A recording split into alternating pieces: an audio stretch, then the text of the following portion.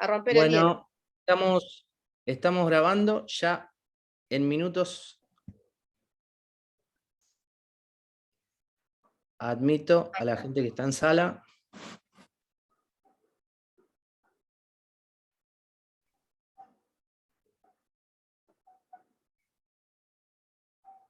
Están conectando todavía algunos.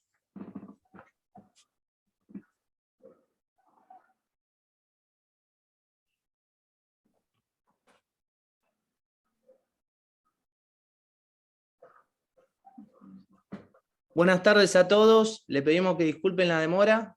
Hubo algún inconveniente técnico, pero está solucionado. Mi nombre es Francisco Saracino y hoy tenemos el gusto y el honor de tener como disertante al doctor Adrián Carta, que tengo el honor de haberlo tenido como profesor y lo recuerdo como un gran profesor, si no el mejor de la carrera. Así que Adrián, ahora le voy a ceder la palabra a la doctora Moscoso que te haga una breve reseña de tu currículum. Y bueno, adelantándole a los disertantes que hoy se va a hablar de acciones posesorias. Así que Elizabeth, te cedo la palabra. Bueno, gracias, Francisco. Bueno, buenas tardes a todos. Un placer tenerlo al doctor Adrián Carta acá en esta charla que es muy, muy importante. Bueno, paso a decir el currículum, un currículum extendidísimo. Si me falta algo, usted me va a ir diciendo. Bueno, el doctor Adrián Carta es docente de la UBA, es doctor en Derecho también en la misma universidad, abogado especialista en Derechos Reales, doctor en Derecho en la Universidad de Mesía, Italia, director de la Cátedra de Derechos Reales en la Universidad de Palermo. La verdad que es un honor tenerlo acá con nosotros. Así que bueno, si falta algo, dígalo, como para romper un poco el hielo y estar descontracturado. Le cedo la palabra a Adrián. No, no falta nada. Muchísimas gracias. Bueno, en primer lugar, quiero agradecer a Francisco, que tuvo la gentileza de contactarme para compartir este espacio con ustedes. También a Elizabeth y a Victoria, que cumplen la función de moderadoras, lo cual es algo maravilloso tenerlas acá. Y por supuesto, principalmente agradecer al auditorio que me brinda la posibilidad de compartir estas reflexiones. Lo primero que quiero aclarar antes de comenzar con la exposición en sí es algo que es obvio, pero que siempre viene bien recordarlo, y es que esto no debe ser tomado como una clase, como una enseñanza. Somos todos colegas, todos sabemos que el código es muy reciente, que 5 años en la vigencia de un código civil es prácticamente un tiempo despreciable, con lo cual yo no vengo a aclarar nada, solamente vengo a compartir conclusiones. Soy un colega que me dedico a estudiar derechos reales y junto con otros colegas que tienen la suerte también de dedicarse a lo que nos gusta, que es esto, hemos arribado a algunas conclusiones luego de leer el nuevo texto legal y lo seguimos haciendo, por supuesto, seguimos llegando a nuevas conclusiones a medida que lo releemos y esas conclusiones las compartimos acá con ustedes y nos sentimos muy agradecidos. Así que solicito que lo tengan en cuenta porque vamos a salir de esta reunión, estimo, por lo menos es la pretensión, con algún concepto claro, pero también con algunas preguntas y con algunas dudas que no van a tener solución, pero quedarán como planteo. Bien, bueno, dicho esto, tengo que comenzar con el tema de hoy, que son las acciones posesorias, que están regulados a partir del artículo 2238 y termina la regulación en el artículo 2246. Yo voy a ir compartiendo la pantalla, algún texto legal, pero también siempre conviene que lo tengan a la vista al texto, sea en formato digital o en formato de papel. Y cuando se analiza estas figuras, las defensas, como en realidad deben llamarse defensas posesorias o acciones posesorias, lo primero que se observa es que no se ha brindado una definición legal. Y puede presumirse que esa carencia obedece simplemente a un olvido de quien haya tenido la pluma, porque la técnica legislativa, al menos en esta asignatura que es Derechos Reales, consistió esta técnica en consagrar conceptos o definiciones, como se le quiera decir, pero consagrar conceptos de todo, absolutamente todo. Si uno analiza el libro cuarto, que es el que regula todos los derechos reales, observa que en el primer artículo de este libro, que es el 1882, comienza con la definición de los derechos reales. Luego, la posesión y la tenencia se definen en los artículos 1908. En 1908 se indica que las dos relaciones de poder son posesión y tenencia, pero los dos que siguen, 1909 y 1910, se define posesión y tenencia.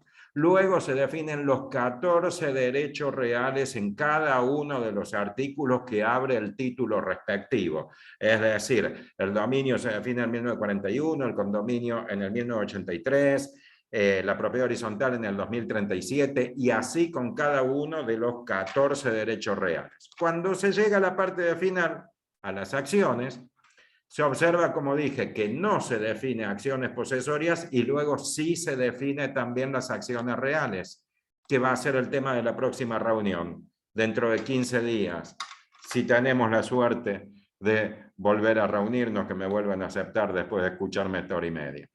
Bien, entonces puede presumirse que sencillamente se debió un olvido. Así que la definición que pueda compartir es una definición doctrinaria, una definición que podemos elaborar cualquiera de nosotros. Y puede decirse o cabe afirmar que por defensas posesorias, para elaborar un concepto así un poco improvisado, se entiende a los medios legales. Es importante el uso de palabras legales y no procesales o judiciales, sino que son los medios legales, ahora enseguida explico por qué, para tutelar a las relaciones de poder. Las relaciones de poder son dos, posesión y tenencia. Esto lo dice muy claramente el artículo 1908. Entonces, las defensas posesorias son los medios legales para tutelar las relaciones de poder, así entre paréntesis, posesión y tenencia. Contra los actos lesivos, nuevamente se puede abrir un paréntesis, lo digo, contra los actos lesivos, que son solamente dos, porque son turbación y despojo.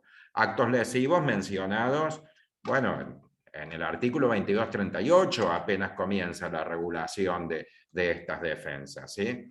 Bueno, entonces se protegen las relaciones de poder, que son posesión y despojo, contra los actos que son posesión y tenencia, contra los actos lesivos que son turbación y despojo, frente a ataques o lesiones que amenazan o impiden su ejercicio. Y así queda una definición formada que, repito, no tiene fuerza legal, pero que cumple la función de brindar una idea, una noción general sobre el tema que se pretende exponer.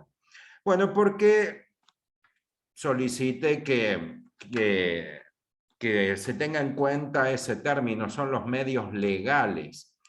Lo digo porque habitualmente cuando se define cualquier tipo de acción, ya se trata de una acción de divorcio o cualquier tipo de acción relacionada con la materia o no, siempre se utilizan los términos son los medios judiciales o son los medios procesales, lo cual no tiene nada de malo. Pero hay que tener en cuenta que dentro de nuestras defensas posesorias también tenemos la defensa extrajudicial del artículo 2240, que es equivalente, es la figura equivalente a la legítima defensa de la cual hablan siempre los colegas penalistas. Nosotros tenemos también, de una manera muy semejante, en el artículo 2240, la figura que se llama defensa extrajudicial. Por eso es que no parece conveniente definir todas las defensas posesorias como los medios procesales, porque existen las dos acciones procesales, ¿sí? Acciones en sentido estricto, que son la acción para mantener del artículo 2242 y la acción para recobrar del artículo 2241, a la cual puede sumarse la acción para adquirir del artículo 2239, pero sea que se consideren que las acciones legales son dos, aunque pueden ser tres, enseguida explicaré por qué. También es necesario incluir nuestra defensa extrajudicial. De ahí entonces que el concepto lo hemos... estoy admitiendo un integrante del auditorio que está en la sala de espera. Ahí está. Por eso es que en el concepto conviene hacer alusión a los medios legales, porque todos están en la ley, de eso estamos seguros, sean procesales o extraprocesales, ¿sí? Pero todos están en la ley. Bueno, luego lo demás es muy simple, no me parece conveniente extenderme mucho sobre el tema. Sí hay que tener en cuenta que el sujeto de la relación de poder, es decir, el poseedor o el tenedor, solamente pueden ser lesionados de dos maneras. No hay otra lesión posible, solamente dos, que son turbación y despojo.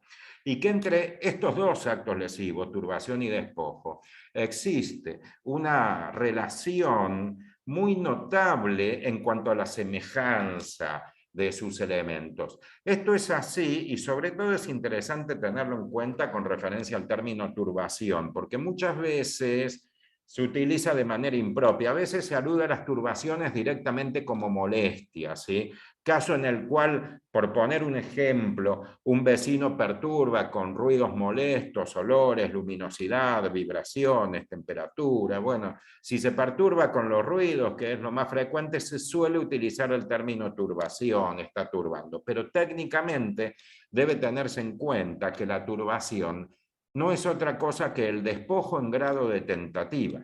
La turbación son actos tendientes a despojar, que no han producido el efecto de excluir al poseedor o al tenedor del poder de hecho sobre el objeto mueble o sobre el objeto inmueble.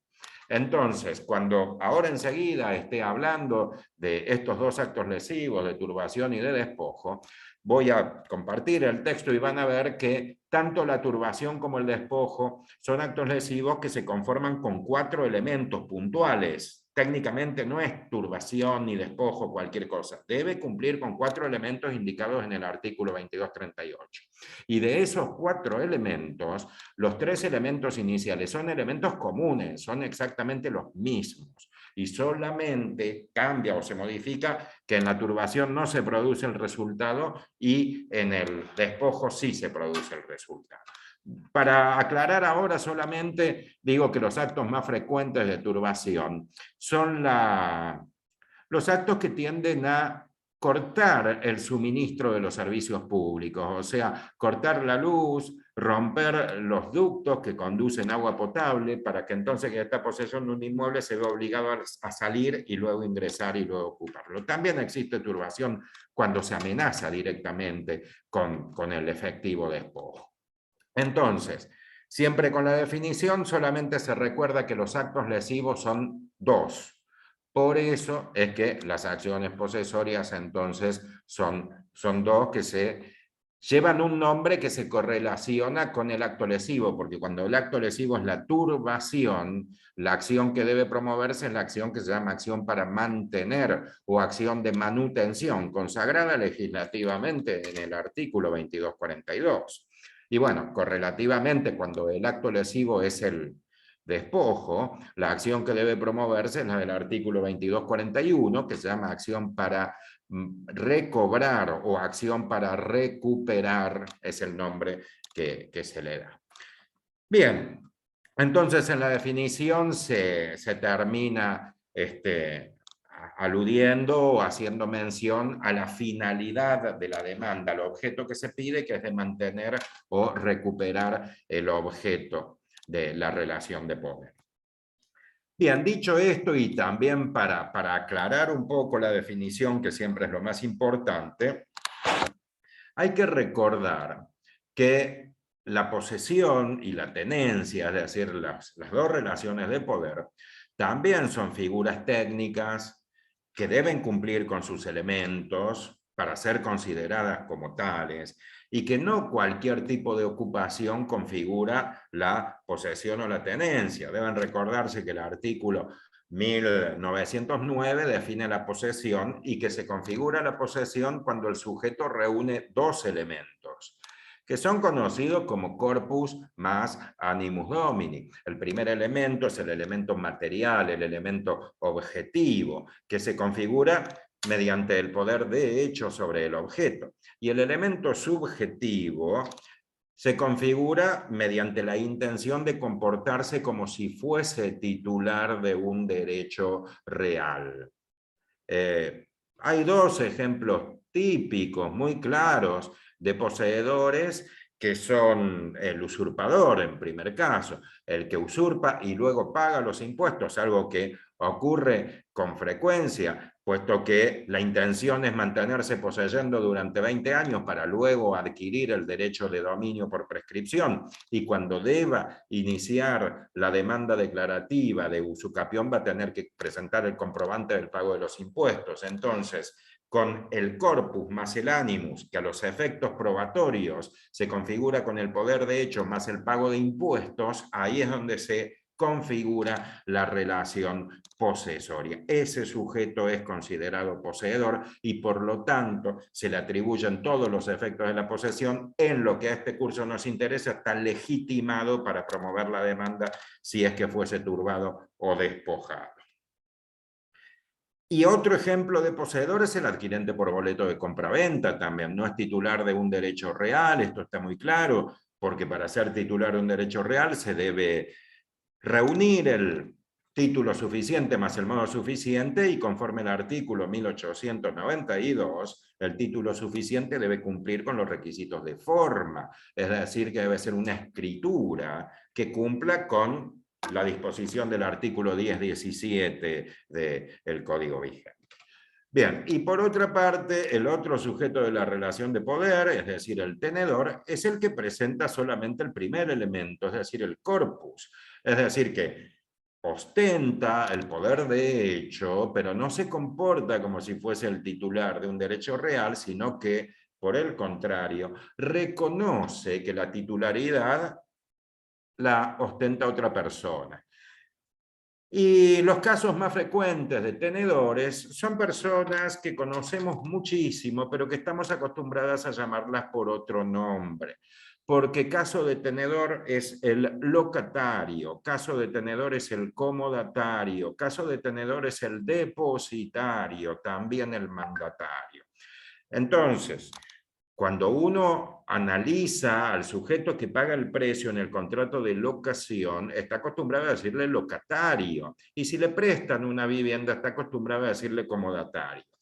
Y designarlo con esos términos está perfecto, es muy técnico, es muy jurídico, pero cuando se alude al vínculo personal, a otra materia, a la materia de contratos entre locador y locatario, pero en esta asignatura se analiza el vínculo de persona a cosa, no de persona a persona.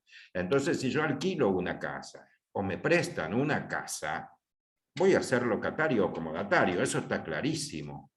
Pero el vínculo que tengo con el objeto, con la casa, se llama relación de tenencia. Bien, dicho todo esto a modo introductorio, voy a pasar al análisis, ahora sí un poco más meticuloso, de los dos actos lesivos, turbación y despojo. Aclarando antes de comenzar que en el artículo 2238 se indican los elementos de la turbación y también del despojo, pero solamente de una de sus especies, que hemos decidido llamarle turbación material y despojo material, porque con lo que consideramos una técnica legislativa deficiente, que hemos criticado, pero bueno, luego se agregan en los artículos 2242 y 2241 otras formas posibles de turbación y también de despojo. De modo tal que la turbación se presenta en tres modalidades. Una del 2238 y dos que se agregan en el 2242, el párrafo segundo, el que está en el medio. Y el despojo reconoce dos modalidades. La primera, el despojo material del 2238, y luego en el 2241 se llama o se menciona el despojo por obra nueva. Comparto la pantalla para que quede de manera más gráfica lo que pretendo exponer. Fíjense, por favor, acá en la pantalla que ahora comparto, solicito a Victoria o Elizabeth que me aclaren si se ve bien, porque siempre me viene bien esto. Sí, se ve bien. Gracias, Elizabeth. Perdón, tengo otro integrante que solicita el ingreso, se lo voy a dar, y ahora sí. Bueno, fíjense que tal como indiqué en el primer párrafo, no se define a las acciones posesorias, sino que directamente se mencionan los actos lesivos y la finalidad. Se establece que las acciones posesorias, según haya turbación o desapoderamiento, que es sinónimo de desposesión o sinónimo de despojo, tienen la finalidad de mantener o recuperar el objeto de la relación de poder, o sea, de la posesión o el despojo. Eso es todo lo que se establece. Luego, en la segunda frase del primer párrafo y en el párrafo siguiente, se indican cuáles son los 4 elementos de la turbación material y los 4 elementos del despojo material. Y como les dije, son tan iguales que en realidad los 3 elementos comunes se mencionan solamente en la frase que ahora destaco. Entonces fíjense que los elementos comunes son, en primer lugar, actos materiales. Por eso les di como ejemplo de turbación cuando se corta el suministro de luz, de gas o de energía eléctrica, o todo junto, por supuesto, ¿sí? Pero debe haber actos materiales ejecutados sobre el objeto, ¿sí? El segundo elemento común es la intención de tomar la posesión. Ahora está destacado en la pantalla. Es decir, que se debe evidenciar la intención de ocupar el inmueble. Si alguien ingresa en este momento en este inmueble, pero lo hace para robarme, para matarme, porque se quiere el vecino de abajo y tocó mal el ascensor y llegó sin querer, puede ser, si entran a robarme o a matarme, será todo lo ilícito que quiera, pero no tiene nada que ver, se soluciona por otra vía, no tiene nada que ver con una turbación. Si alguien, por ejemplo, me rompe la ventana con una piedra, lo hace porque me odia, porque soy abogado, para generar un daño, se ventilará por una acción por daño. Pero si lo hace, rompe la puerta o la ventana para ingresar y usurpar, ahí sí es turbación. Entonces, véase que primer elemento, lo repito, son los actos materiales. Segundo, la intención de tomar la posesión. Tercero, que haya sido sin autoridad, sin autorización. Es decir, que no lo haya permitido el poseedor o tenedor actual, que es quien está siendo lesionado. Y esos son los 3 elementos comunes. Pero en el párrafo siguiente, como les dije, solamente cambia el resultado, porque se considera que hay turbación cuando de los actos, se refiere a los actos materiales con intención de tomar la posesión y sin autorización, cuando de esos actos no resulta la exclusión absoluta. Y por el contrario, hay desapoderamiento cuando los actos tienen el efecto de excluir absolutamente al poseedor o tenedor. Fíjense que siempre lo solemos mencionar, que si en lugar de explicar esto frente a un auditorio de civilistas, lo explicásemos frente a un auditorio de penalistas, no tenemos dudas que nos dirían, ustedes están equivocados, no hay 2 lesiones, hay una sola, pero que se consuma o queda en grado de tentativa, porque ellos vieron que cuando no se produce el resultado es exactamente el mismo delito, pero en otro grado. Bueno, nosotros los civilistas nos diferenciamos y decimos que son 2 actos lesivos diferentes, porque así está consagrado. Pero reconocemos que quizás tengan razón ellos, o quizás ninguno de los 2. Pero lo importante en este caso es que quede claro la relación. Vuelvo a compartir la pantalla y como se ve, por lo que he llamado deficiente técnica legislativa, acá no se menciona más a los actos lesivos, pero artículos más adelante se aclara que también hay 2 formas más de turbación y una forma más de despojo. Comienzo con la turbación. Veas en el texto destacado que establece que esta acción comprende la turbación, o sea que también es una turbación, producida por la amenaza fundada de sufrir un desapoderamiento. Es decir, que se ha consagrado la segunda modalidad de turbación que se llama turbación por amenazas. Es algo que ocurre con frecuencia, sobre todo en el siglo pasado y en este siglo. Uno se preguntará, ¿pero quién te va a decir que te quiere usurpar el inmueble? Antes de hacerlo, porque no van y lo hacen directamente, pero todos sabemos que esto ocurre con muchísima frecuencia. Esto ocurre con mucha frecuencia porque, bueno, a partir de mediados del siglo pasado, sobre todo con un fenómeno social que es la acumulación de la población en los centros urbanos, los éxodos de las zonas rurales, comenzó y cada vez se acentúa más una escasez de viviendas que es alarmante. Y más allá de que esto tiene un origen social, en el cual yo preferiría vivir en un lugar donde esto no ocurra, pero nosotros somos civilistas y sabemos que esto ocurre. Y lo cierto es que las personas que tienen problemas de vivienda muchas veces se organizan, asociaciones como no sé, trabajadores sin techo, inmigrantes carentes de vivienda, tipos de asociaciones, y presionan a las autoridades para que se les dé una solución a su problema de vivienda, y muchas veces lo hacen expresando directamente ante los medios masivos de comunicación, con panfletos, con pancartas, que de no recibir una respuesta usurparán los terrenos de Guernica, de La Matanza, de Castelar o de Parque Indoamericano en Capital Federal, o todos esos terrenos que los vemos a diario.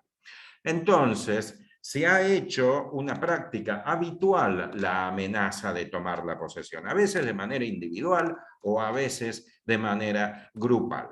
Y se habrá notado que el sujeto que está poseyendo ese inmueble y escucha o se entera que existe intención de usurpar el inmueble, hasta la entrada en vigencia de este texto legal, no tenía defensa, porque no se configura la turbación material, porque falta el primer elemento, que es actos materiales. Todavía quienes están con las pancartas presionando a las autoridades para que le den una solución no pusieron un solo pie dentro del perímetro del inmueble.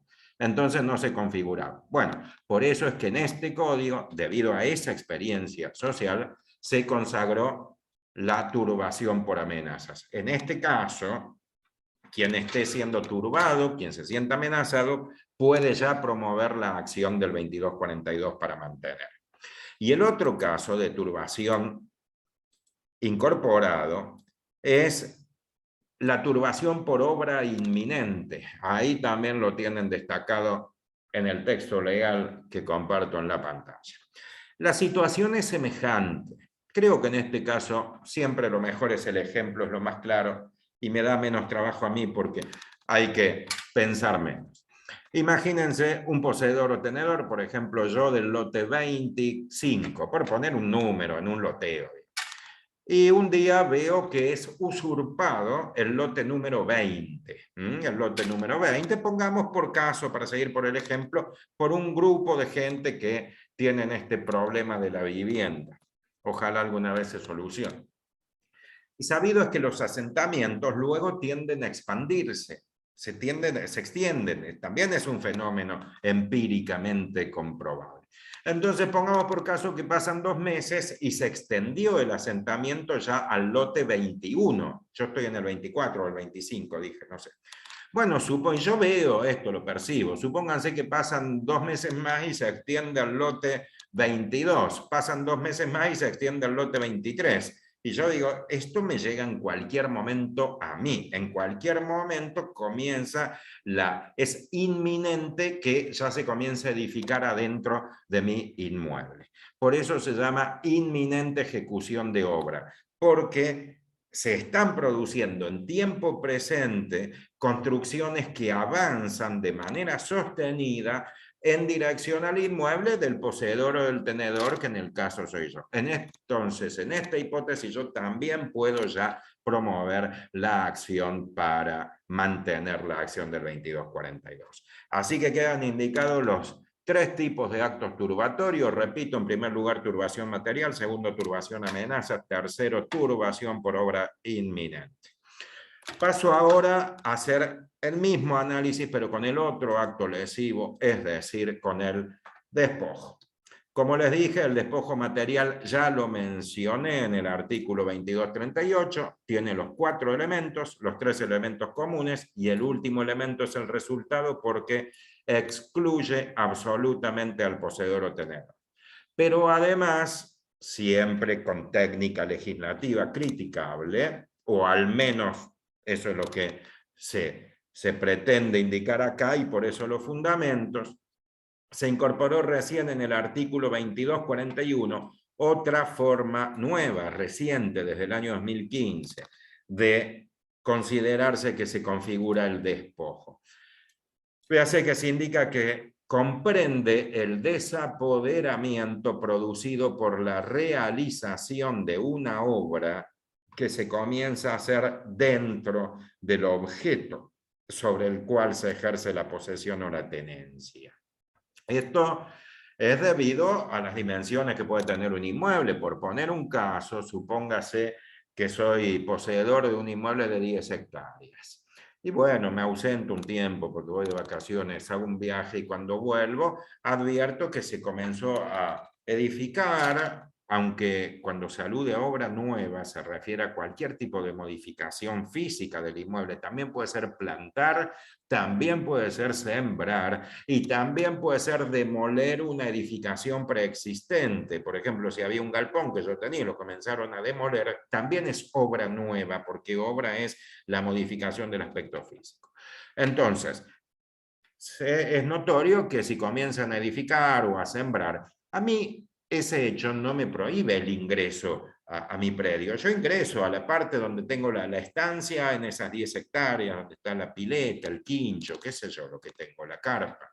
Pero veo que en una esquina, en un rincón, están edificando. Técnicamente, el despojo material no se produjo porque falta el resultado, pero la magnitud del acto lesivo es considerado tan grave que ya se le da la entidad de despojo consumado y por lo tanto se puede promover la demanda. Bueno, ya mencionados entonces los actos lesivos y la finalidad, paso a analizar cada una de estas 2 demandas en particular. Es decir, comienzo con el artículo 2242 para la acción de mantener y luego paso al 2241. 2242, fíjense que le da el nombre acción para mantener o acción de manutención. Se comienza con la legitimación activa, porque se indica que corresponde la acción de mantener la tenencia o la posesión a todo poseedor o todo tenedor de una cosa, aunque sea vicioso, lo cual no tiene nada que ver con el consumo de estupefacientes ni de alcohol. Lo explico todo junto.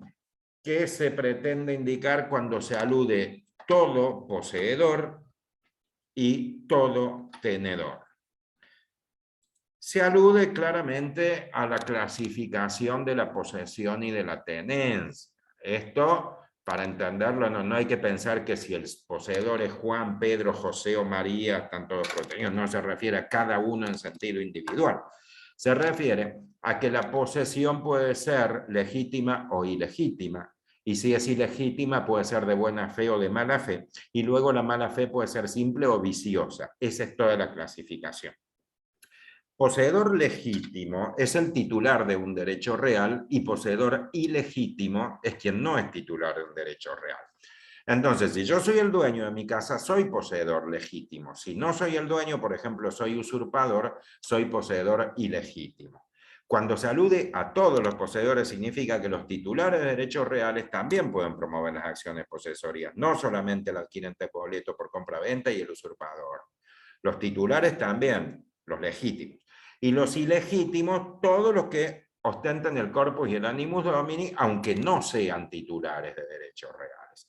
Esto está muy claro, porque si yo soy usurpador y ya tengo 15 años para prescribir y me faltan 5 y alguien me despoja a su vez a mí, yo puedo recuperar ese objeto y luego sumar los 5 años que me faltan por medio de la acción, ¿sí?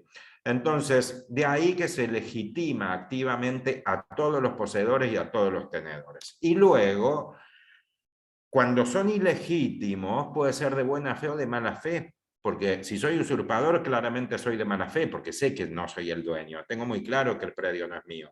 Pero si le compro el inmueble a un demente cuya demencia no es notoria, pido perdón por el término demente, creo que ahora tiene una connotación despectiva, pero en mi época estudiamos así, para mí es un concepto técnico, jurídico. Despójenlo del sentido peyorativo, voy a seguir diciendo demente hasta que me acostumbre. Lo cierto es que si le compro a un demente cuya demencia no es notoria, voy a ser poseedor ilegítimo, porque no tengo el título suficiente, porque ese acto jurídico es nulo, es defectuoso, no produce efectos jurídicos. Pero de buena fe porque lo desconozco al defecto del acto jurídico. Creo que soy el dueño, creo que tengo un título válido. Y luego los poseedores de mala fe pueden ser simple o vicioso. Los casos de mala fe simple es la figura residual, son todos los casos de mala fe excepto los 6 casos viciosos que están mencionados en el artículo 1921.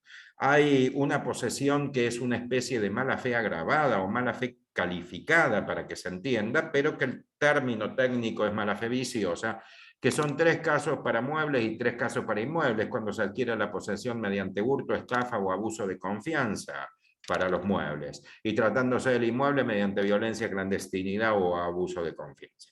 Entonces, y la tenencia también se clasifica, pero de una manera un poco más reducida, porque el tenedor puede ser legítimo o ilegítimo según que sea titular de un derecho personal, ya no real, personal, o que no sea titular. Entonces, si yo alquilo un inmueble, soy tenedor legítimo. Y si no alquilo un inmueble, por ejemplo, pero con un título que no es válido porque el locador es demente, ese título no vale y voy a ser un tenedor pero ilegítimo. Si conocía la demencia, seré de mala fe, si no la conocía, seré de buena fe. Ahí termina. Lo que ahora nos interesa, por eso esta pequeña remisión rápida a la clasificación de la posesión y de la tenencia, lo que nos interesa es que todos los poseedores y todos los tenedores están legitimados. Es decir, que las acciones posesorias las puede promover el propietario porque es poseedor legítimo, el usurpador porque es poseedor ilegítimo, el adquirente por boleto de compra-venta, el que le compró a un demente cuya demencia no es notoria, el que usurpó un inmueble con violencia porque es poseedor vicioso, el que le alquiló un demente notorio o no notorio, el locatario que está ejerciendo su derecho personal porque el contrato es plenamente válido, es decir, todos los poseedores y todos los tenedores, ¿sí? En rigor de verdad, cuando en el texto legal se alude además a los poseedores viciosos, repito, artículo 1921, no lo voy a mostrar porque demoro mucho en subir, bajar, pero no quiere el tiempo, nos corre. En rigor de verdad es una redundancia. No debió haberse incorporado, porque si ya se indicó a todo poseedor y todo tenedor, no es necesario hacer mención a una de sus especies. Hasta puede tomarse casi como despectivo en determinado contexto. A mí no me gusta cuando me dicen todos los argentinos y los cordobeses también. Yo soy cordobés, no sé si se habrán dado cuenta. No queda bien decir todos los hombres y los pelados también, o los teñidos también. No queda bien la inclusión expresa. Pero bueno, tiene una finalidad esclarecedora esa inclusión. Tiene una finalidad esclarecedora. Más que una redundancia debe tomarse como un pleonasmo, porque en el viejo código los poseedores viciosos no estaban legitimados, no podían acudir a las defensas o a las acciones posesorias. En este código sí se amplió respecto al código anterior la legitimación activa. Por eso es que pese a haberse indicado todos los poseedores y todos los tenedores, bueno, se menciona expresamente a los poseedores viciosos.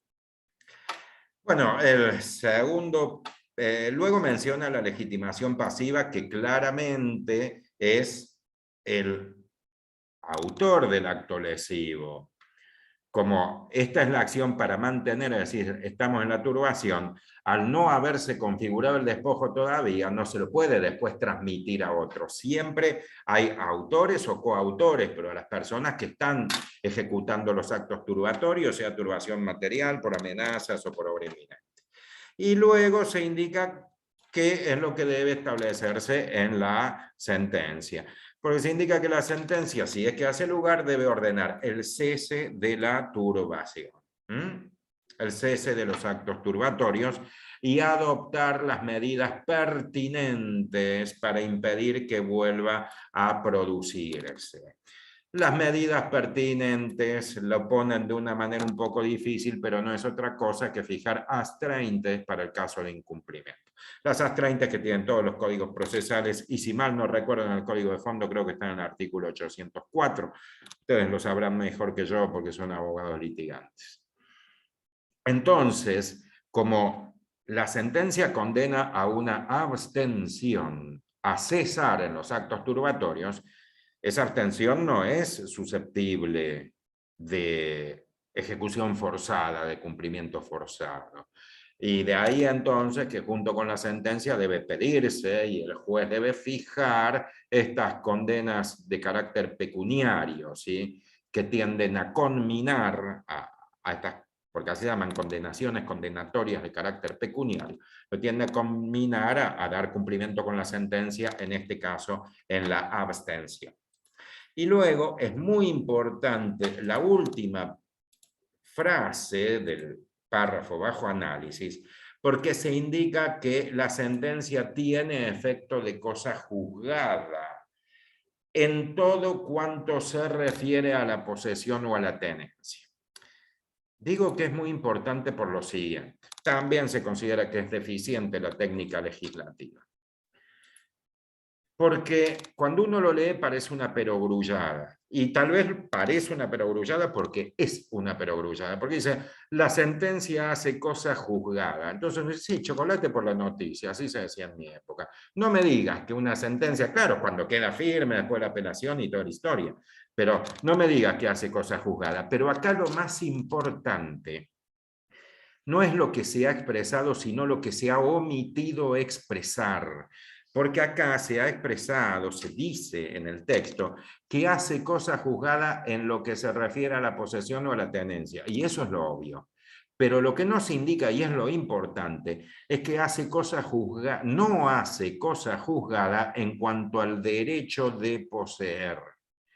Porque cuando se termina la acción posesoria se puede revisar en una acción posterior, lo cual está claramente muy indicado en los artículos 2272 y 2273, que indican que una vez que se terminó el juicio posesorio, luego se puede revisar todo lo juzgado por medio de una acción real, que se llaman acciones petitorias, que lo vamos a analizar la próxima reunión, ¿sí?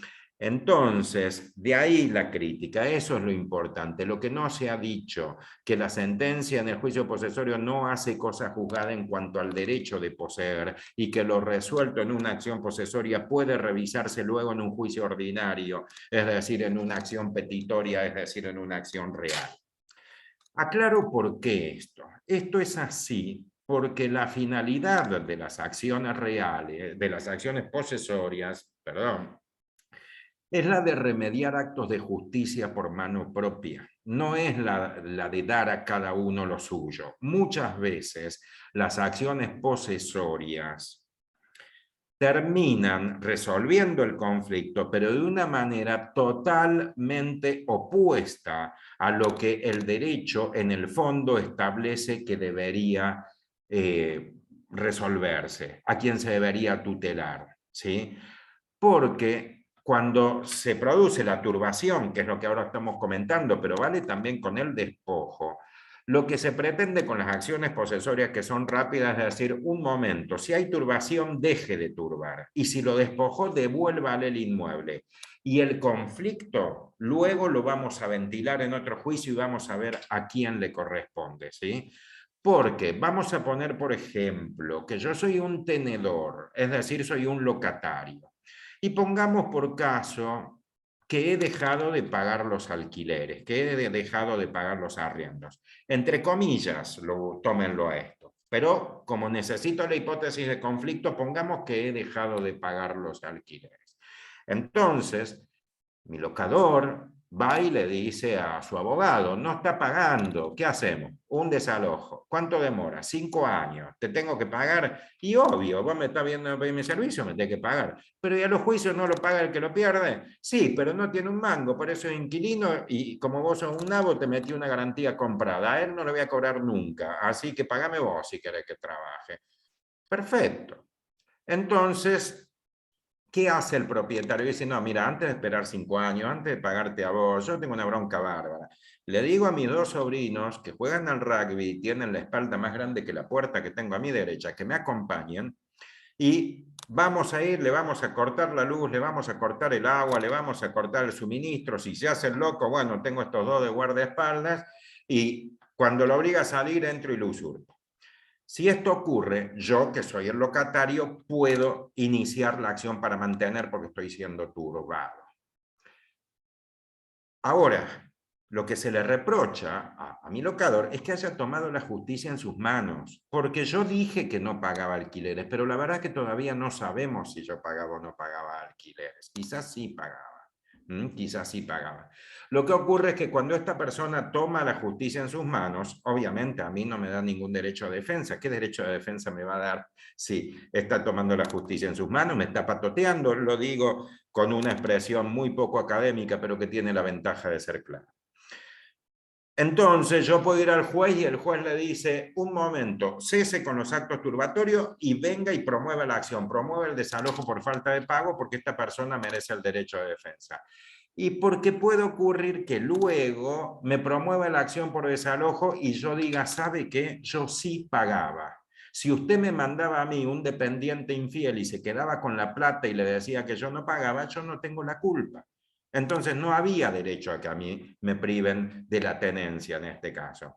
O si usted me pidió que yo le deposite en el CBU tanto, y yo le deposité en SBU, pero en su banco tienen un sistema informático deplorable y no le informaron, o se cayó el sistema, o si el CBU que usted me pasó y yo lo tengo en el correo era el número tanto y resulta que me lo pasó mal y lo deposité en otro lado, y bueno, en ese caso no hay ningún motivo para que a mí me despojen. Entonces, de ahí que las acciones posesorias se promueven en estos casos porque son tendientes a evitar o remediar actos de justicia por mano propia.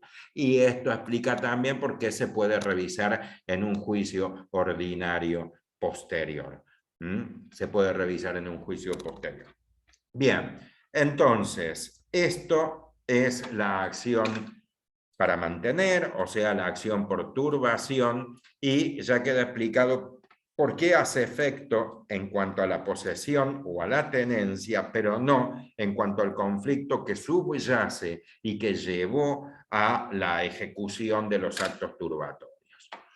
Ahora paso a la acción de despojo del artículo 2241. Una vez que se analizó la acción para mantener, ya resulta muy fácil la acción por despojo porque prácticamente es todo semejante.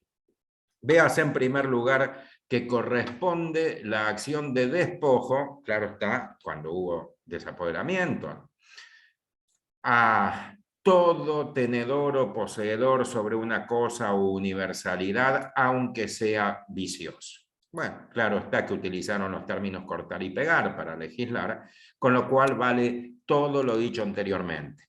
Poseedores legítimo y legítimo de buena fe y de mala fe, simple o viciosa. Tenedores legítimo y legítimo de buena fe y de mala fe, todos pueden promover la acción por despojo. Luego, en lo que hace a la legitimación pasiva, se indica que se puede demandar a el autor, o sea, al despojo, los herederos, y sucesores particulares de mala fe. Sucesores particulares de mala fe. De ahí que la legitimación pasiva se amplía, porque como en el caso anterior yo estaba siendo turbado y no me despojaron, obviamente al único que voy a demandar es al que me está turbando. Pero si fui despojado del objeto mueble o inmueble, ese autor del despojo luego puede quedarse con el objeto, pero también se puede morir y lo reciben los herederos. O también lo puede vender o donar, o sea, se lo puede transmitir a un sucesor particular.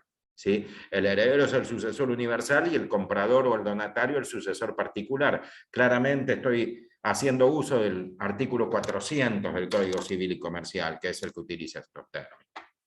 Entonces, como la finalidad mía no es un daño contra el que me lo causó, yo lo que quiero es recuperar el objeto, no tengo que demandar al autor del desapoderamiento, tengo que demandar al poseedor actual, o sea, quien lo tiene en su poder al momento que yo promuevo la demanda.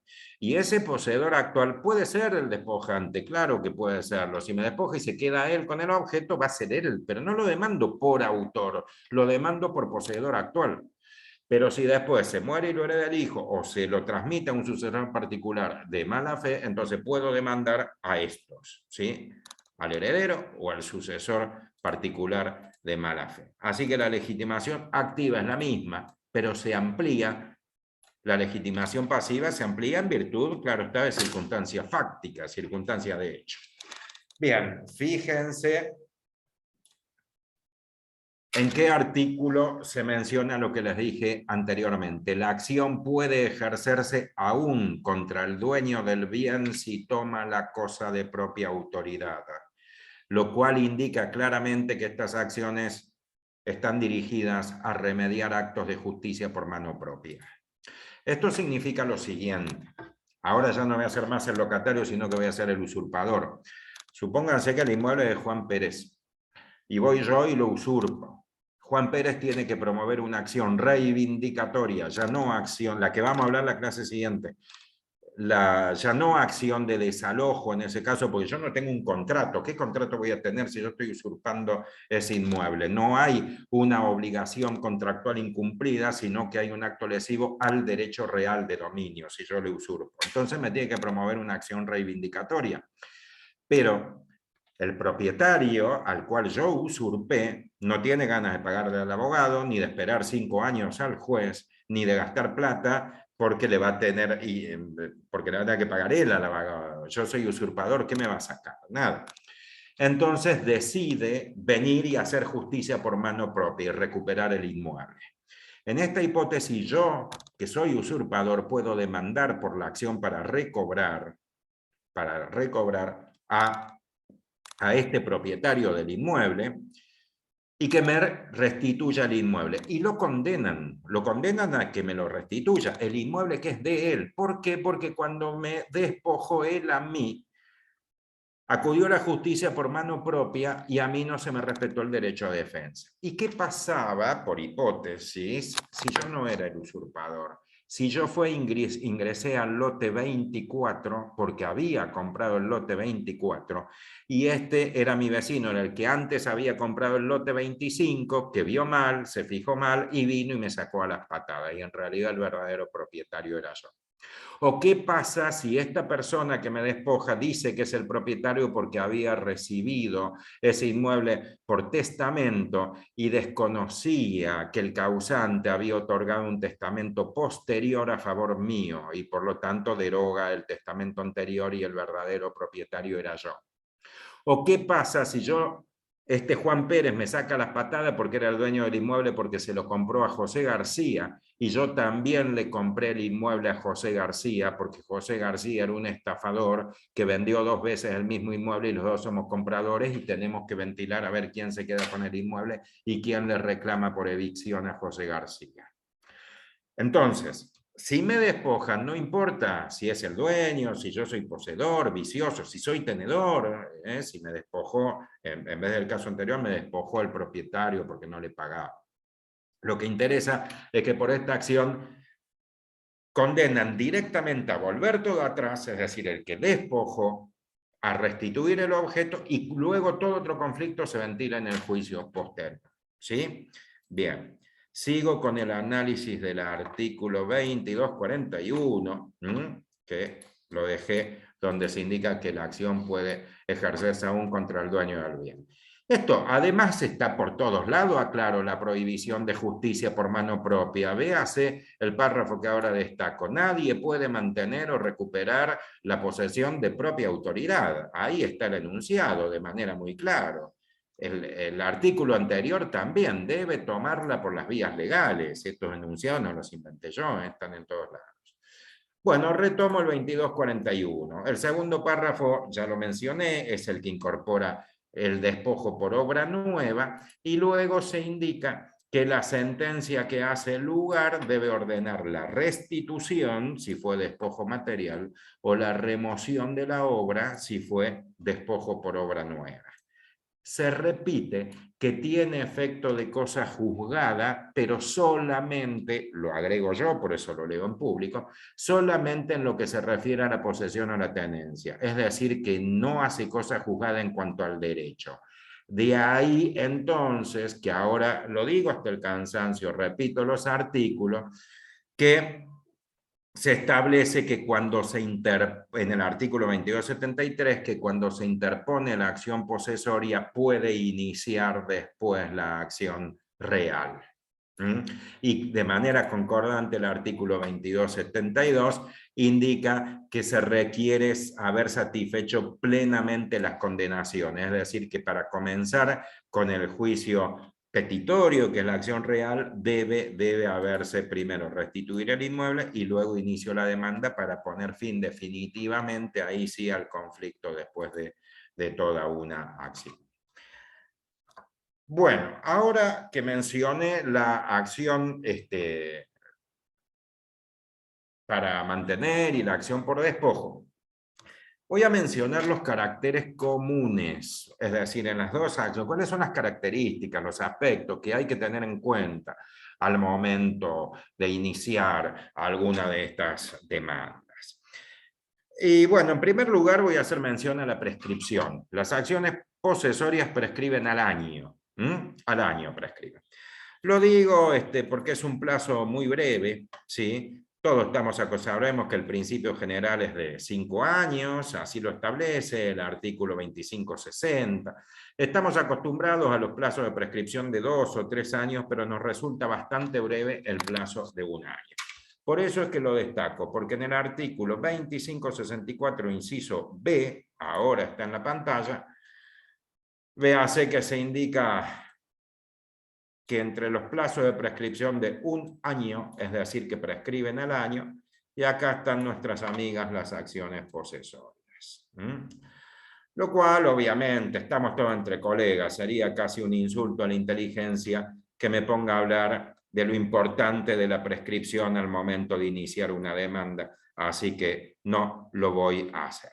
Solamente voy a comentar que la acción, la acción posesoria, que en realidad solamente la que prescribe es la de despojo, pero es un tecnicismo, prescriben al año.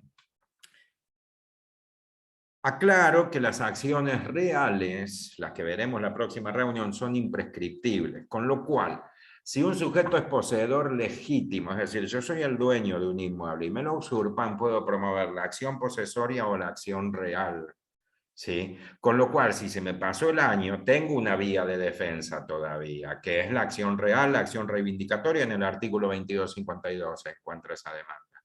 Pero si soy, por ejemplo, el usurpador, que tengo, pongamos 12 años ganado de prescripción, y viene alguien y me despoja, tengo 1 año para iniciar y después no tengo otra acción. Si dejo pasar ese año, definitivamente he perdido la posesión. Por eso es que la posesión se extingue, no solamente con la pérdida del corpus, sino luego del transcurso de 1 año. Bien, bueno, entonces esta es la primera característica, ¿sí? Que es una acción prescriptible y que prescribe al año. La segunda de las características es que el proceso es sumarísimo. También lo voy a indicar de manera muy rápida, pero veas acá en el artículo 46 que se indica que las acciones posesorias tramitan por el proceso de conocimiento más abreviado que establecen las leyes procesales. Es decir, que el Código de Fondo no regula sobre los procedimientos porque eso corresponde a las legislaturas, eso es materia procesal. Pero se indica proceso de conocimiento más abreviado. Los procesos de conocimiento en todos los códigos son 2 o 3. En los códigos que son 2, son ordinario y sumarísimo. En los códigos que son 3, ordinario, sumario y sumarísimo. En todos los casos, el de conocimiento más abreviado es el sumarísimo. Así que ese es el proceso.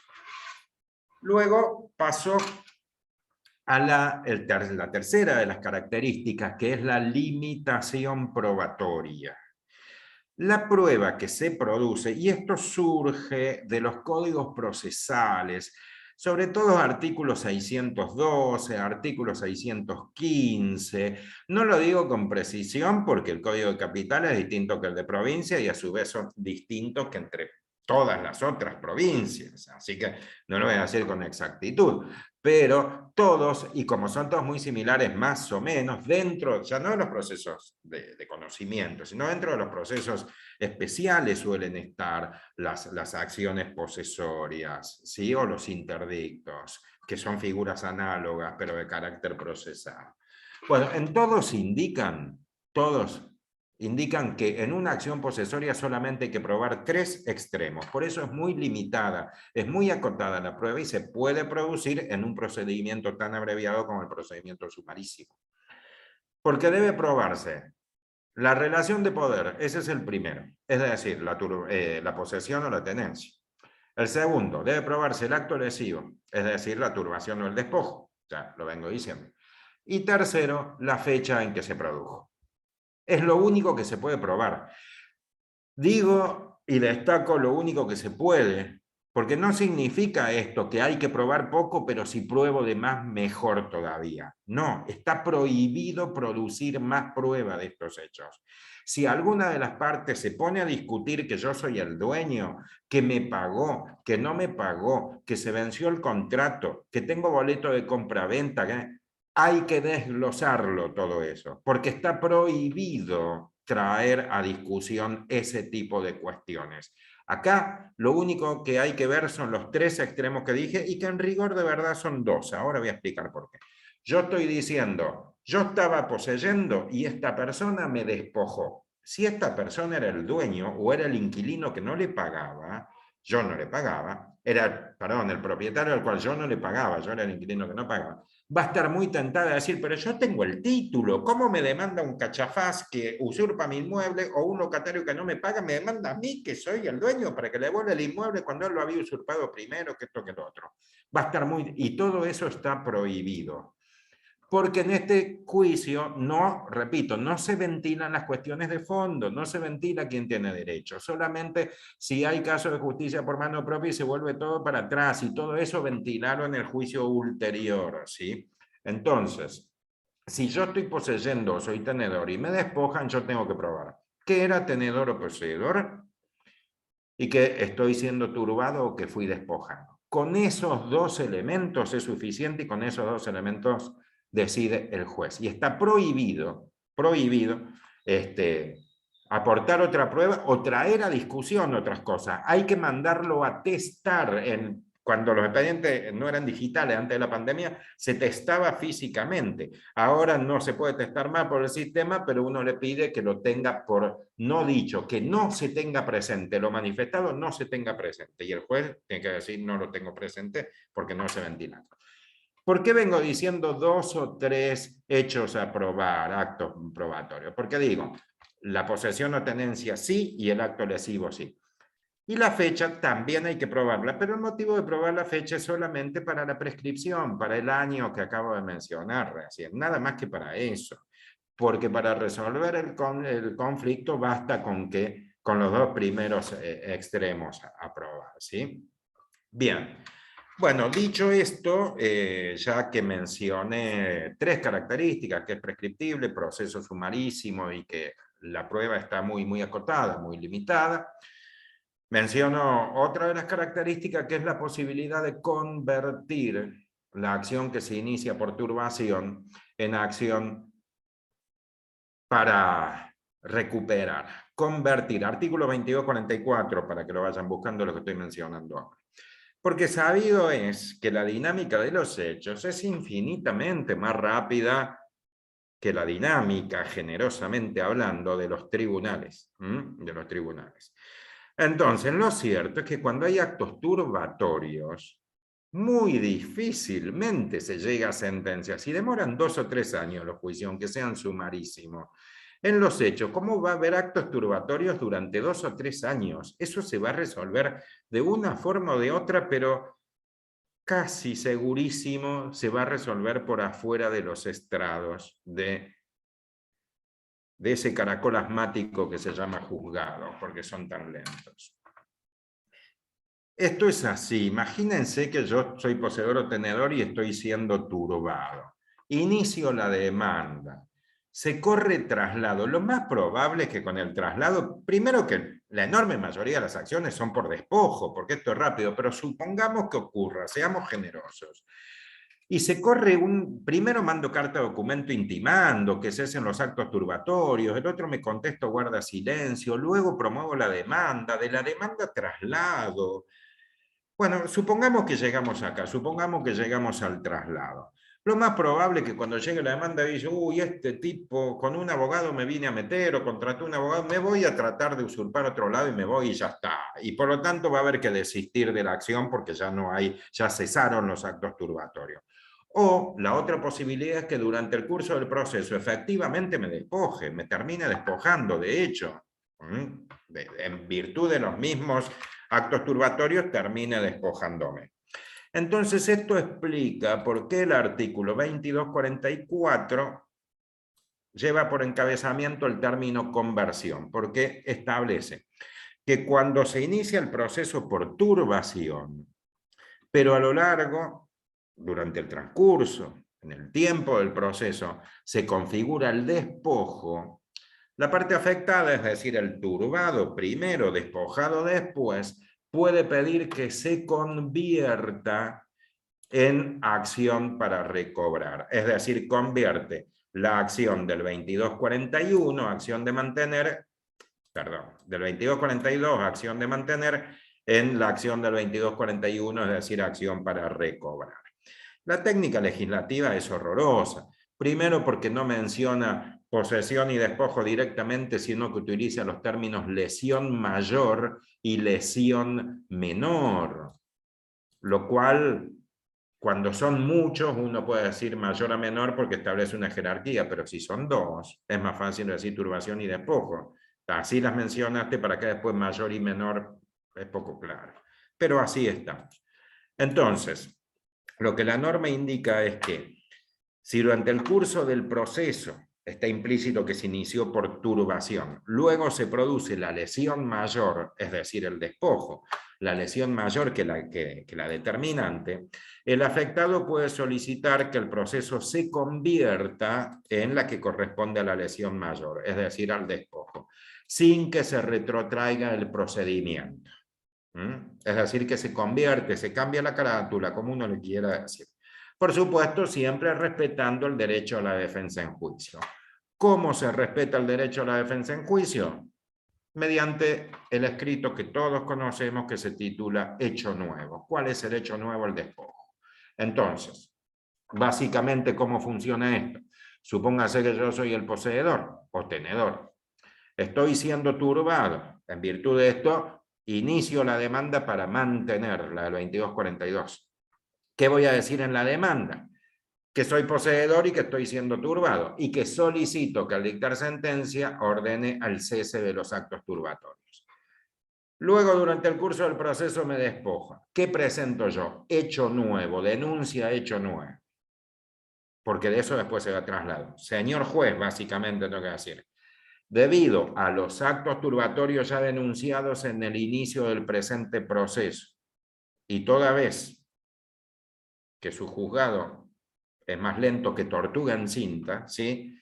Toda vez que el tiempo que demanda el proceso judicial y todo lo demás, se ha producido el efectivo desapoderamiento y el efectivo despojo, con lo cual solicito primero de esta presentación ordene traslado. Luego, cambia la carátula, convierta el proceso. La acción iniciada por turbación se convierta o se considere acción por despojo. Y en oportunidad de dictar sentencia, ya no ordene al cese de los actos turbatorios, sino que ordene a la restitución del objeto. Bueno, de ese hecho nuevo traslado. Ahí se respeta el derecho de defensa en juicio y bueno, después seguirá su curso. Si la sentencia fue favorable, ordenará la restitución. Estamos en una acción por despojo, ¿sí? Y por último, la última de las características es que esta demanda se puede revisar, ya la mencioné, en un juicio ulterior.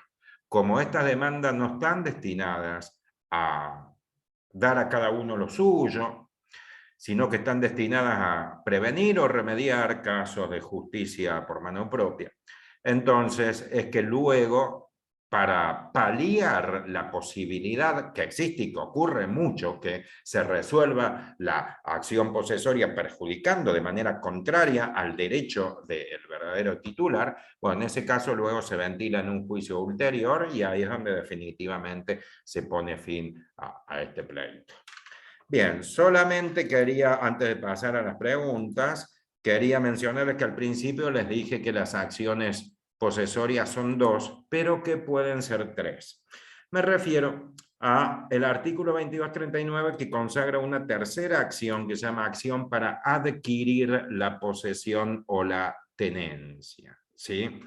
Acción para adquirir la posesión o la tenencia. Esta acción, lo voy a decir rápido, se utilizan estos términos y en algunos casos, y en este código es un misterio, vamos a terminar con un misterio, aclaro desde ya.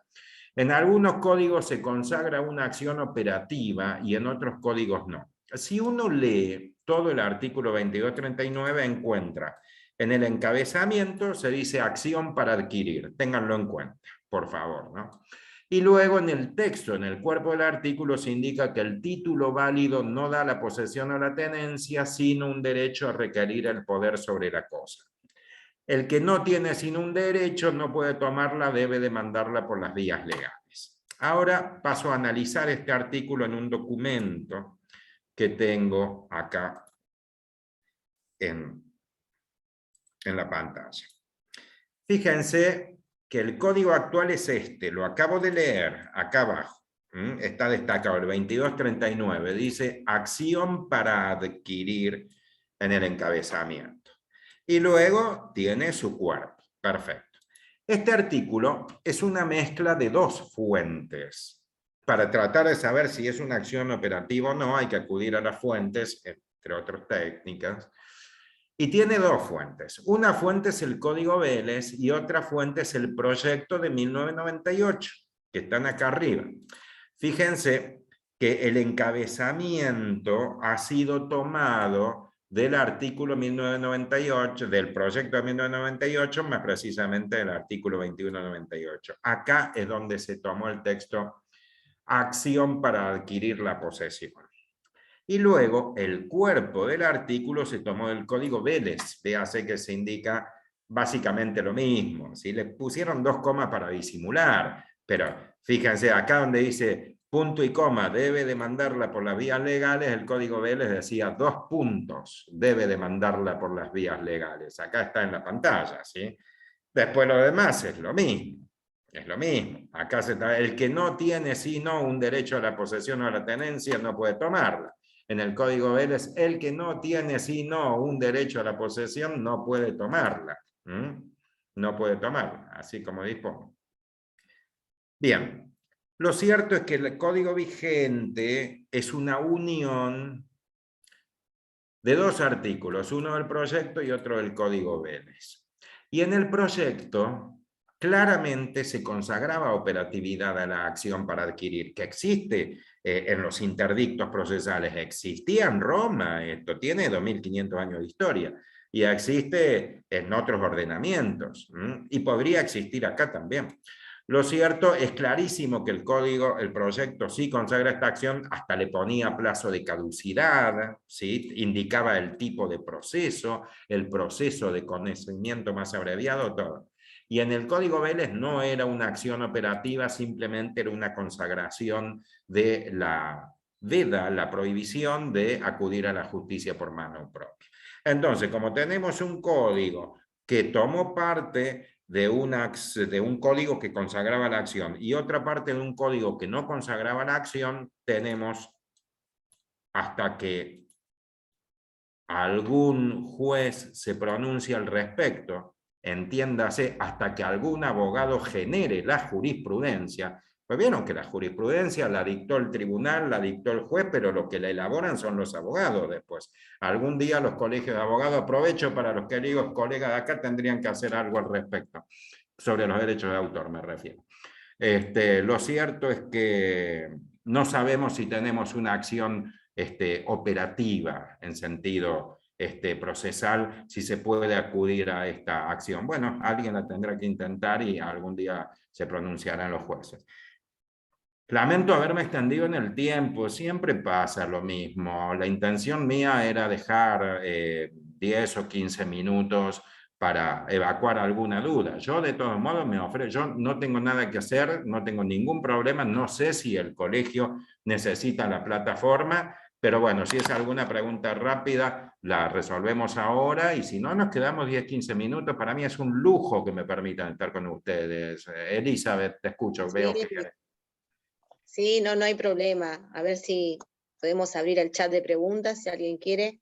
La verdad Bueno, que excelente charla, me encantó. Esto aporta mucho al taller. La verdad que, Francisco, te felicito por haberlo convocado al doctor Adrián Carta. La verdad que es un lujo, Adrián, en serio.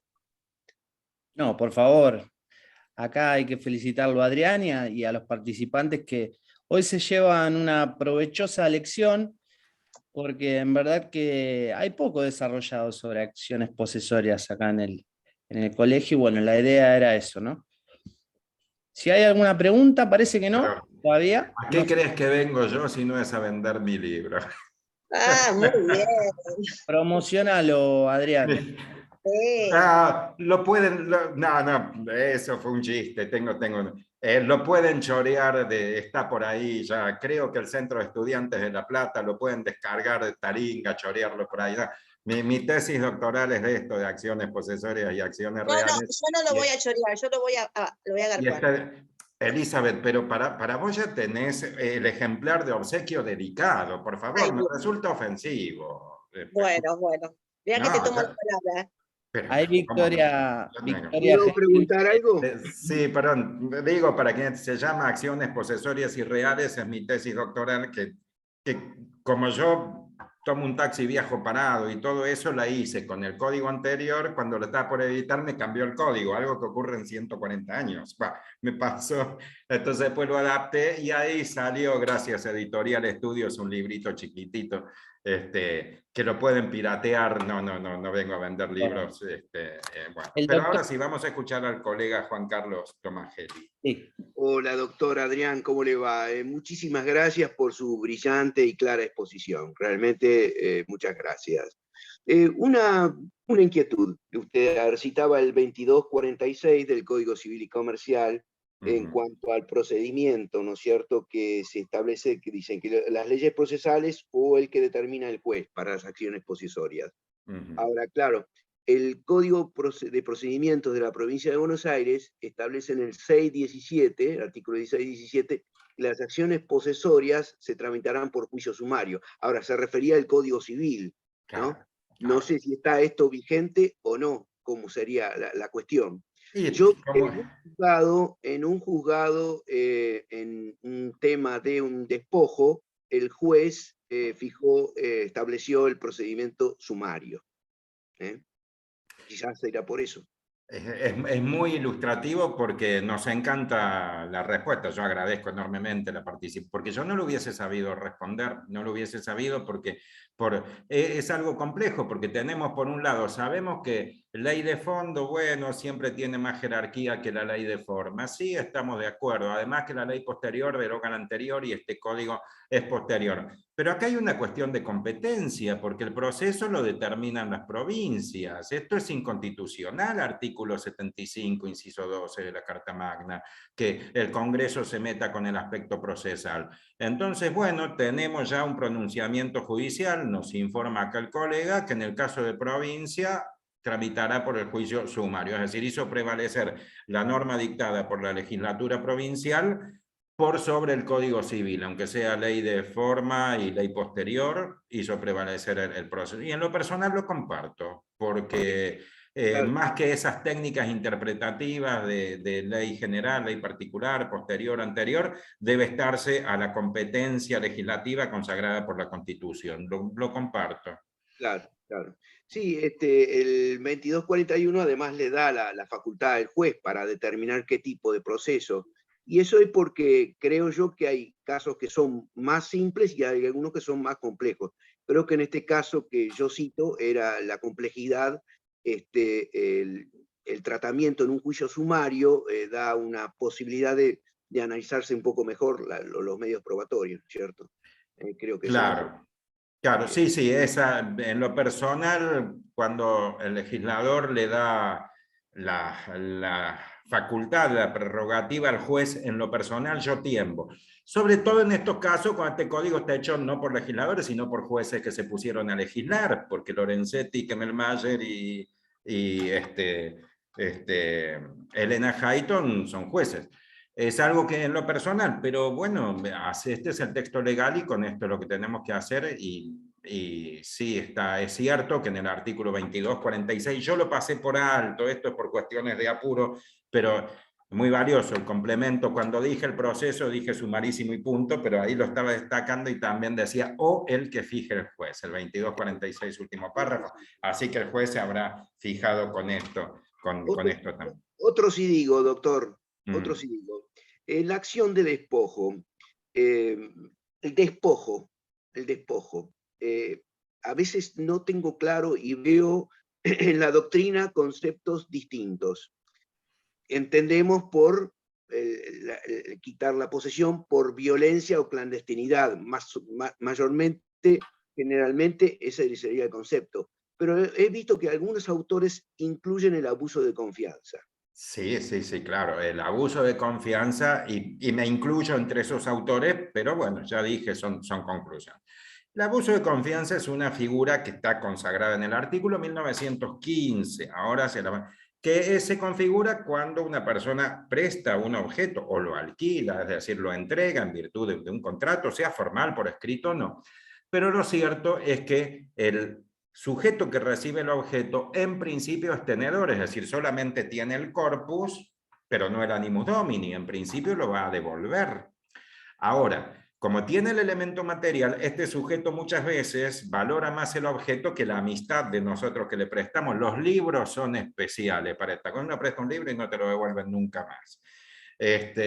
Entonces, el sujeto que ya tiene el corpus puede incurrir en esta conducta que se llama abuso de confianza, que dijo el colega, también se llama intervertir, no intervenir, no es intervención, sino interversión de título, intervertir el título, y lo que hace es, ya tiene el corpus y se empieza a comportar como dueño, lo tiene que exteriorizar, porque ya sabemos que es un elemento intencional, pero todo elemento intencional a la hora de juzgarse se hace mediante los actos que se exteriorizan.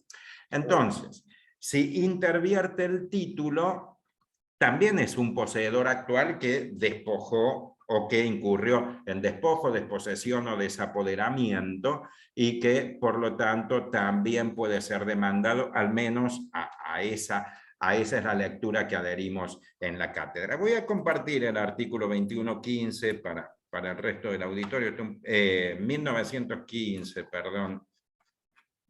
Estamos en plena guerra en el 1915. Sí. Vamos acá, fíjense que se llama interversión.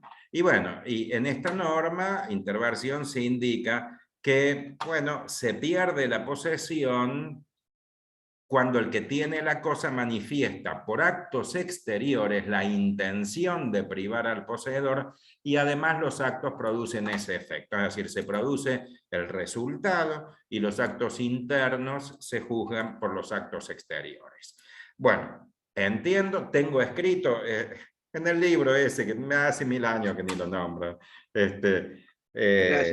que también se promueve en este caso, y digo más, también la posesión puede perderse de tres maneras, porque también se puede perder, no únicamente por abuso de confianza, sino por cualquier tipo de desposesión, sea una usurpación pacífica o violencia, y también por una enajenación nula. Si yo soy demente y vendo un inmueble o un objeto y ese contrato es nulo, también puedo recobrar el objeto por esta vía. También lo puedo recobrar, lo cual es más discutible que lo anterior. Pero bueno, esa es la respuesta, colega. Muchas gracias, doctor. Dejo a los demás colegas que quieran Por hacer. favor, yo soy el agradecido. Viviana, qué lujo volver a verte, Viviana. Ya nos hemos visto por otros lados. Ya nos hemos visto, buenas tardes, excelente la disertación. Qué divina. No, gracias a vos por la Muchas gracias por eso. fidelidad. Bueno, yo tengo un caso en lo personal, o sea, mis suegros fallecieron, se alquiló la casa, se hizo sucesión, yo no era abogada, la hizo una abogada, salió la declaratoria de mi esposo, único heredero, y se alquiló la casa. Se acabó el contrato, empezaron con que la iban a comprar, y que bueno, pero que mi marido vuelve después, que ahora está en el Perú, que cuando llega, que pasó un año, que se separaron, que quedó sola con la nena en la casa, que teneme paciencia, que no sé cómo irme, que no sé qué esto, ay no, que ahora no sé otra vez, no estamos juntos otra vez. Y bueno, haceme otro año. Entonces, ahora mi esposo se enfermó y quiere vender la casa, porque quiere repartir entre sus hijos, tiene una hija de otro matrimonio, yo acá exponiendo mis cuestiones personales, pero en definitiva hace que tal vez a alguien le pase también, ¿no? Quiere vender la casa, está desesperado por vender la casa, y esta mujer no se va.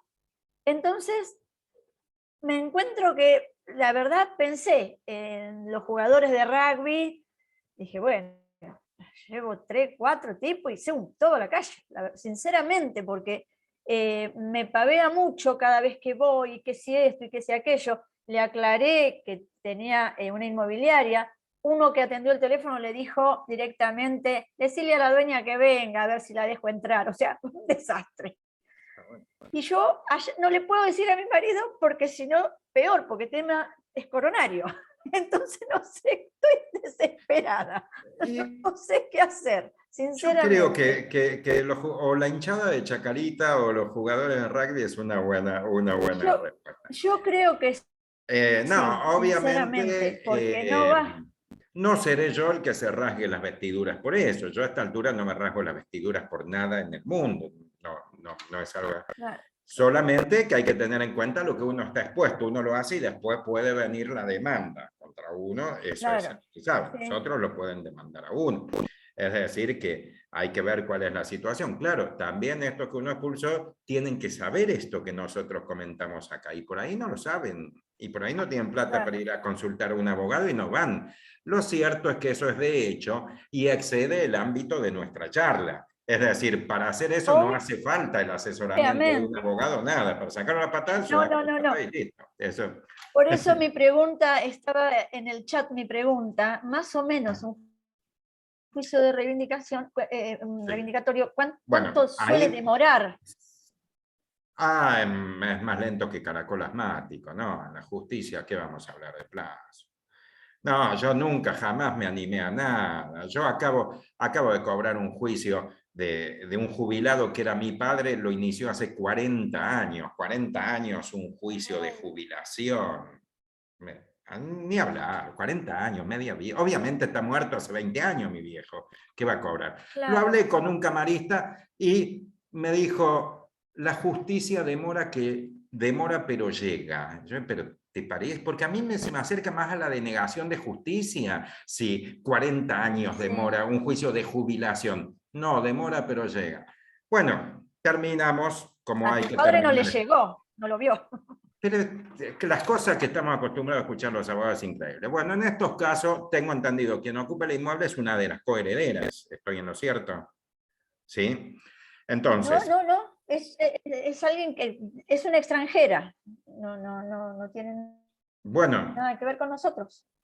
Bueno, pero entonces... el contrato primitivo se acabó. Ella pagó. No, si hay un contrato de acción de desalojo. Si hay un contrato de acción de desalojo. Cuando hay contrato, otra materia. Acción personal. No, ya no está desalojo. más. Hace 2 años está sin contrato. Bueno, Hace pero 2 tuvo años. un contrato que incumplió, por eso se quedó. Está con contrato vencido. Incumplió su último. De ese contrato surgen pluralidad de obligaciones. La última es la obligación de restituir cosa cierta para dar al dueño, de dar cosa cierta para restituir al dueño. Esa última obligación emergente del contrato la incumplió. Y es esa la obligación que hay que hacer cumplir con el contrato en la mano. Esa es la cuestión. Y si Pero no, acción no va a servir. reivindicatoria. Claro, esa es la que va a andar. Reivindicatoria. Lo hablamos en la próxima reunión, dentro de 15 días, Perfecto. que hablamos de acciones reales, porque ahí va reivindicatoria. Cualquiera de los condóminos puede, condóminos o coherederos en este caso, el ejemplo es lo mismo, puede reivindicar al usurpador. Bárbaro. Muchas gracias. Ahí justo Laura había mencionado en el chat también, porque no reivindicatoria. Bueno, ahí estuvo la respuesta. ¿Qué más? ¿Qué otro comentario, amigos?